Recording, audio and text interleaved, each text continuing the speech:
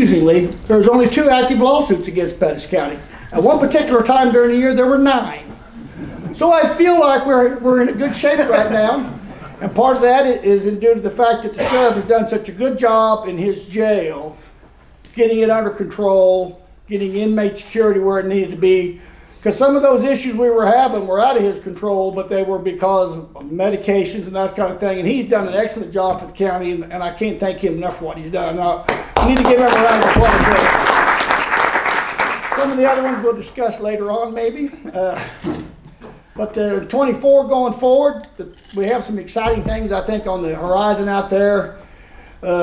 Besides talking about the equity building, we are in the process of maybe trying to merge our 5th Street properties and move more of our public access into that building.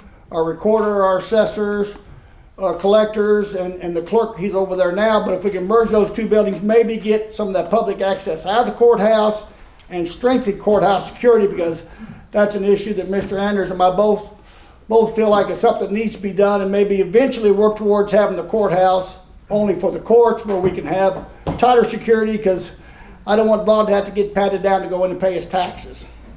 So that's kind of one thing we're working on. We're actually in the 2nd phase, maybe getting some engineer drawings going forward and try to get some cost estimates. Of course, the big question is how we're going to pay for that. We're hoping that our landfill use fee becomes a reality. We are still struggling to get that collected, but that's another process we're working on a daily basis. So that's kind of what we got going for 2024. These guys have been probably busier than I have. I'll let them tell you about what they got done in 23 and what they're going to do in 24. Go ahead if you want to go. All right. Well, good afternoon. Thank you for having us again. It seems like we were just here yesterday. It might have been 2 months ago, but we're always happy to get out, especially these civic organizations, and we can share about what's going on in the county commission. So with that in mind, we'll talk about what we've done in the past year. One of the things I want to start off is, obviously, we had the addition of a new member to the county commission with Presiding Commissioner Bill Taylor, who just completed his 1st year in office. And I just want to make sure I acknowledge that, because his leadership has proven invaluable to us, and he's contributed significantly to our collective success. And I just want to make sure I acknowledge him, the work he does. And Bill, it's been a pleasure working with you this past year. Thank you for putting in the work. He did his homework coming in. That made it very easy to transition. And again, we're just thankful to have your leadership. Thank you. Thank you. As far as infrastructure, we committed to making infrastructure a priority of our administration, and we work hard every day to make sure that we're delivering on those results. As a result, we've continued to lead with projects around the state, specifically, as I mentioned before, with counties our size. In 2022-2023, we completed a total of 5 bridges, 18 miles of new roads, over 5,000 miles of grading, and 77 miles of resurfacing, for a total investment of $3.7 million, and an additional $3.4 million as part of phase 1 of the governor's cost share project. Once again, I'm happy to announce that out of our 166 bridges in our inventory, all of them are either currently being worked on or are completed. And as far as we can tell, this is one of the first times in our county that we have been able to accomplish something like this.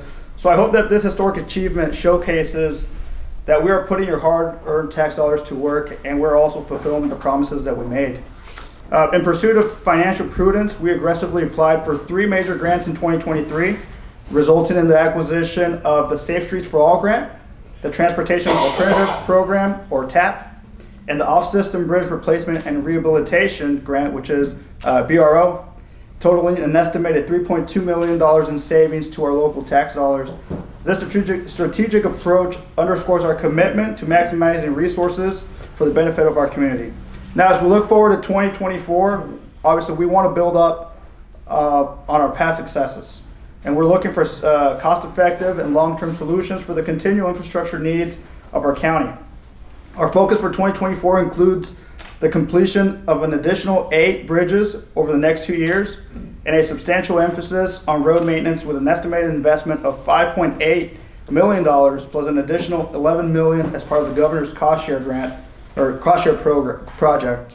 We aim to surpass the achievements of the previous year, setting our expectations high in alignment with the standards that you rightfully hold us to. Thank you for the trust and the privilege of being your voice in the county commission. You can trust that my door will always be open, and I will continue to stand, or we will continue to stand for limited government and individual freedoms. Your confidence fuels our dedication, and I eagerly look forward to working together to accomplish the goals set forth in our administration. Again, thank you for having us.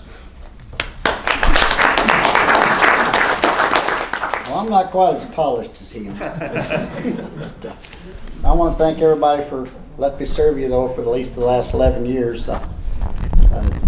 Having 50 years of road experience and being able to, the knowledge of building a road and being able to take employees and teach them how to do what they're doing and be proud of what they're doing is something that's really special to my heart. So I think we've got an actual construction crew and not a pothole repairing group. I mean, I'm very proud of our road and bridge people. So we've traded a lot of equipment. As you say, we're getting ready to do things, and I'm kind of the negotiator of buying stuff.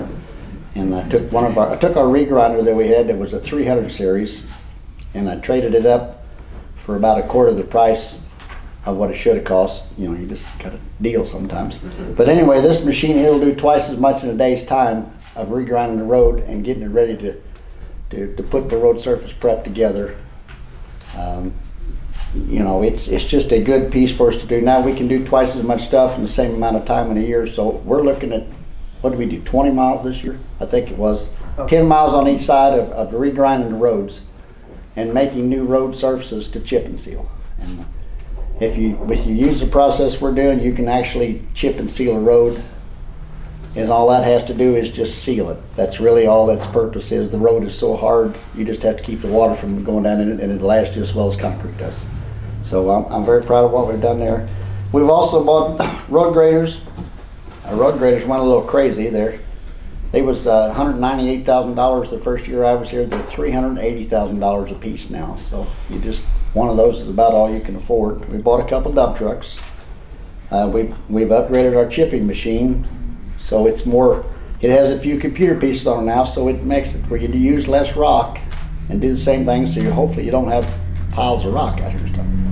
As you drive down the road, you know, you'll run into places where there's extra gravel that probably shouldn't have been stuff. So we're advancing forward into making very nice, affordable roads for what we do. So, of course, I see, you know, with a couple dump trucks every year, we try to do that just to keep ahead. We put so many miles a year on them. They're out 8 hours a day, every day, 5 days a week. And you have to put up that 40 hours a week running in trucks like that. So every year we try to buy a couple to keep in our and then we sell a couple of them, and just kind of moving ahead like that.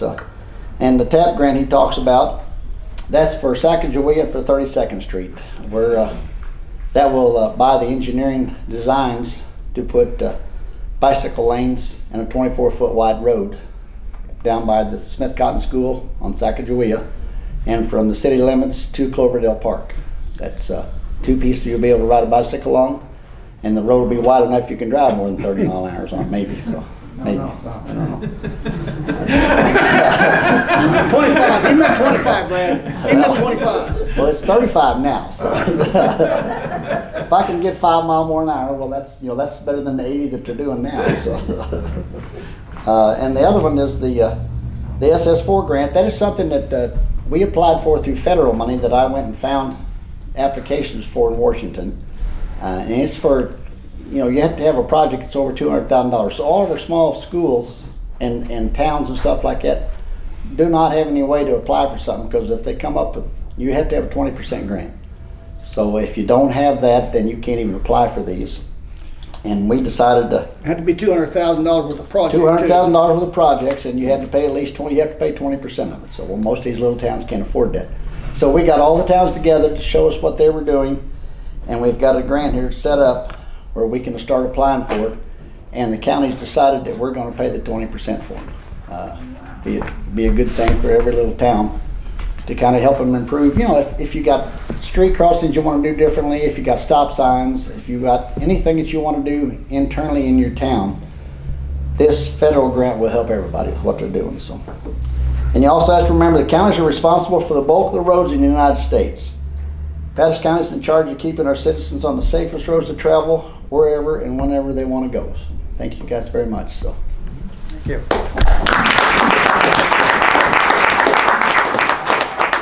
I don't want to hog the mic, but I forgot one thing about our 2024 plan. Yes, Vaughn, we are going to work on Senate Bill 190.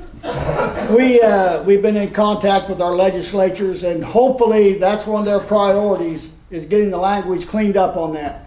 I mean, we could have rushed out and done something that would have made the school districts unhappy or made the citizens unhappy, but we couldn't have made both happy the way the language is wrote. So What's Senate Bill 190? Senate Bill 190 is the freeing of the property tax on senior citizens. So the way the language reads, you know, there's a lot of interpretations. It says when you're eligible for Social Security, which is after working 40 quarters. So, and then some of them said, well, it's retroactive. So the day that Vaughn turned 65 2 years ago, maybe it should have went back to then. And we want you to know we just didn't sit on our hands because we didn't want to do it, but because of the way assessment works, reassessments every odd year. Even if we would have voted on it in August, you would have still got that reassessment bill you got this year. Does that, you still have to bring this to a vote, is that correct? No, that is not correct. If the commission writes an ordinance, it will become effective. And there's two ways it can be done. The commission can take it upon themselves to do it, or initiate petition. Well, if the initiative petition comes up, then the county commission doesn't get sued. But what we really want to do is the intent of the law is no senior citizen gets thrown out of their house because they can't pay their taxes. That's what the intent of the law is. So what we want to do, the way the law is written, it says Social Security. What about a retired school teacher? They're just as important to us. What about a retired county worker? So we want to make sure we do it right. And so that's why we're dragging our feet, because it won't change your tax base any, because until the 25 reassessment comes out, your taxes are already froze, unless a new issue comes up on the ballot. But we are working at it. We're in close contact with the legislature, because we want to do it, and we want to do it right, one time. And believe me, I am trying to discourage any more lawsuits against Pettis County. So that's where we're at on that, and we really feel like in the next 90 days, we'll have some legislation fixed up. We'll be able to go forward. Missouri Association of Counties has worked on this. You can't imagine how many hours. They formed a steering committee. Mr. Markham was part of that committee. So they've been getting input from the counties. I just like it when they pass legislation and they don't care how it affects the counties. And these are some of the things that we need to start going to Jeff City. In fact, our group is going January 31st. We're going to start going up once a month and try to let them know how some of their legislation does affect the county. Because I told one of them the other day, I said, if you guys want to take state sales tax off of food, you go right ahead. But you just keep your nose out of the county's business. Because we're not collecting any tax here that wasn't approved by the people of Pettis County right now. And if you want to do away with property taxes, I'm all for it. But you got to decide how you want your kids or your grandkids, your great-grandkids to go to school. Because the bulk of that $44 million goes to schools in Pettis County. But Road and Bridge gets $2 million of property tax. County Commission gets $650,000 for property tax. The rest of that money's going to schools and the cities. It's not coming to us. So we got to decide how you want to replace that money. And I think personal property tax is somewhere around 20 to 25% of that. We got a guy running for governor who wants to do away with personal property tax. If that's what you want to do, I'm all for it. But then you tell me how you want to fund the sheriff's department, how you want to fund the schools, how you want to keep everything else going. Because if we have a 20% sales tax in Pettis County, people are going to shop in Johnson County. It's going to have to be done statewide, and they need to get the counties involved before they go make all this feel-good legislation up there. And I'm going to get off my soapbox before I get in any trouble. Don't fall, let me help you. I just want to add a little bit to that. Another thing that's important of note is when this was passed, I mean, there's very few counties that have actually enacted something like this, and that is because it's very hard to follow. You know, just today in the front page of the paper, you know, it's nice to know that one of our legislators acknowledged that this is flawed legislation that needs to be adjusted. So we've gotten some assurance that that might change, it might get addressed, it might get fixed, but we want to make sure that when we pass it, it's something that's that we can implement, because there's also the question of, do we have the authority to pass this countywide? Do we have the authority to tell a school district they can't collect their taxes? So again, we're taking this very seriously, but we want to make sure we're doing it right. And our hope is that legislation will get adjusted this period. But if not, we'll continue, and we're planning on this, like Bill said. But it is important to note that it's not that we haven't wanted to do it. We just want to make sure that when this does happen, it is done right. I might as well finish that. Some of the stuff that we've looked at, the TAC committee for this thing, is you know, you're gonna take off where your house is at, so you won't lose your house. Well, what if you own 200 acres of land? Does that get taxed too? Right, as of this moment right now, it's only a circle around your living area that you're gonna take the, you know, hold the taxes on. It's your primary. Everything else, your primary residence. Yeah, if you own a house at the lake, which one are you actually gonna apply for? The one that you're living at the lake or the one you're living here? Because if you go down to Camdenton, the taxes are higher, so you're gonna want it less. So that's things that has been a problem with what we're trying to do stuff with here. It's so open-ended, and the representative just decided, well, we're gonna leave it open so the counties can figure it out. Well, the counties are a united person. We don't want each one of us to have something you drive into Johnson County is different than it is here. It needs to be a uniform thing for all of us to work off of together. We'd love to. We'd love to sit down. We've offered to work at our chambers. We've offered to come down to the council chambers. It just needs to be something to sit down and discuss every one of these and work them out. Yes, we'd love to. To that question as well, I mean, we have reached out on 4 occasions for a meeting with the city. All I will say, we put out a press release this morning to address this, but we don't want a lawsuit. That's not the normal way to do business in local entities. The way to do it is to talk it out. We've initiated those conversations. If they want to meet with us, all 3 of us are available, and at the end of the day, that we have more important things to focus on. This is not normal. Any county you talk to, they're not necessarily fighting with their city. They're not getting sued by their city. So, like I said, we are committed to a small government approach. I think you all have seen that in the way that we operate in the county commission, and we don't think that another entity needs to be telling another entity how to do their job, especially when we've been entrusted by you all to do these jobs.